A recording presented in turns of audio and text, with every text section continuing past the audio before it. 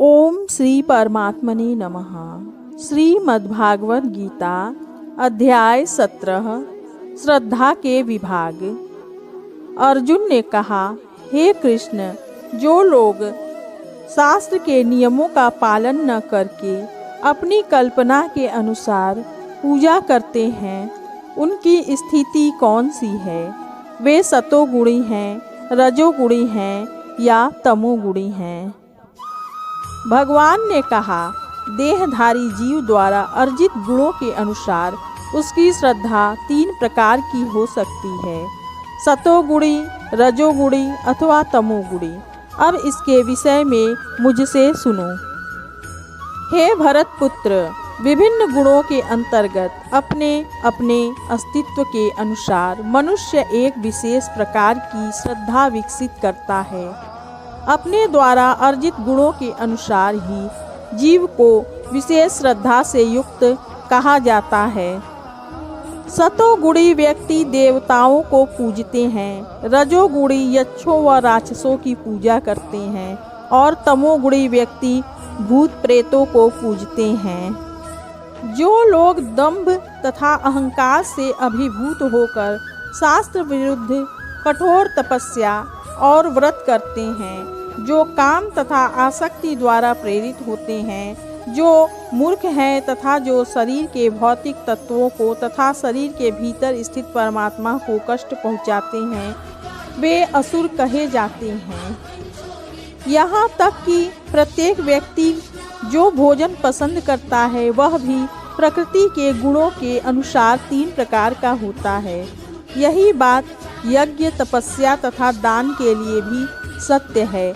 अब उनके भेदों के विषय में सुनो। जो भोजन सात्विक व्यक्तियों को प्रिय होता है, वह आयु बढ़ाने वाला, जीवन को शुद्ध करने वाला तथा बल, स्वास्थ्य, सुख तथा तृप्ति प्रदान करने वाला होता है।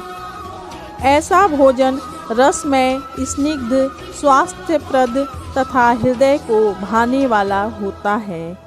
खाने से 3 घंटे पूर्व पकाया गया, स्वादहीन, वियोजित एवं सड़ा, जूठा तथा अस्पृश्य वस्तुओं से युक्त भोजन उन लोगों को प्रिय होता है जो तामसी होते हैं।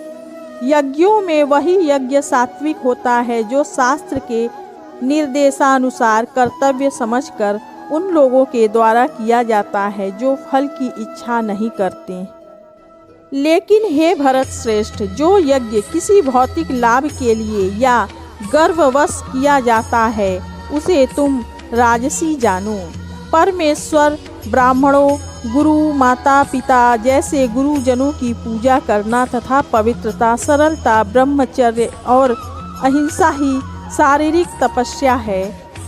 सच्चे, भाने वाले, हितकर तथा अन्यों को क्षुब्ध न करने वाले वाक्य बोलना और वैदिक साहित्य का नियमित पारायण करना, यही वाणी की तपस्या है तथा संतोष, सरलता, गंभीरता, आत्मसंयम एवं जीवन की शुद्धि, ये मन की तपस्याएं हैं। भौतिक लाभ की इच्छा न करने वाले तथा केवल परमेश्वर में प्रवृत्त मनुष्यों द्वारा दिव्य श्रद्धा से संपन्न यह 3 प्रकार की तपस्या सात्विक तपस्या कहलाती है। जो तपस्या दंभ पूर्वक तथा सम्मान, सत्कार एवं पूजा कराने के लिए संपन्न की जाती है, वह राजसी अर्थात रजोगुणी कहलाती है। यह न तो स्थायी होती है न शाश्वत।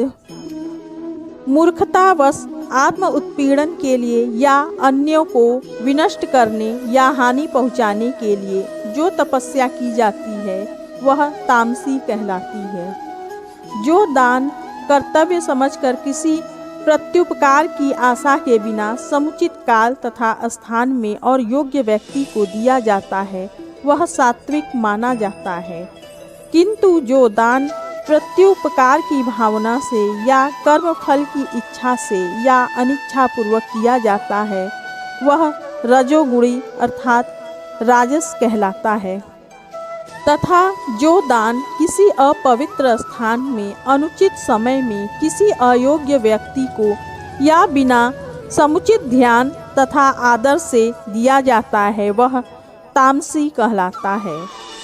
सृष्टि के आदि काल से ओम, तत्, सत ये 3 शब्द परम ब्रह्म को सूचित करने के लिए प्रयुक्त किए जाते रहे हैं। ये तीनों सांकेतिक अभिव्यक्तियां ब्राह्मणों द्वारा वैदिक मंत्रों का उच्चारण करते समय तथा ब्रह्म को संतुष्ट करने के लिए यज्ञों के समय प्रयुक्त होती थी। अतएव योगी जन ब्रह्म की प्राप्ति के लिए शास्त्रीय विधि के अनुसार यज्ञ, दान तथा तप की समस्त क्रियाओं का शुभारंभ सदैव ओम से करते हैं। मनुष्य को चाहिए कि कर्मफल की इच्छा किए बिना विविध प्रकार के यज्ञ, तप तथा दान को तत् शब्द कहकर संपन्न करे।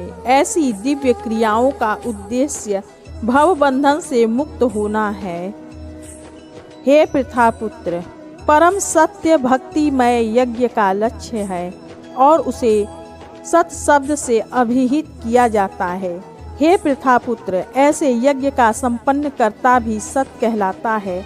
जिस प्रकार यज्ञ, तप तथा दान के सारे कर्म भी जो परम पुरुष को प्रसन्न करने के लिए संपन्न किए जाते हैं, सत है। हे पार्थ, श्रद्धा के बिना यज्ञ, दान या तप के रूप में जो भी किया जाता है वह नश्वर है, वह असत कहलाता है और इस जन्म तथा अगले जन्म दोनों में ही व्यर्थ जाता है।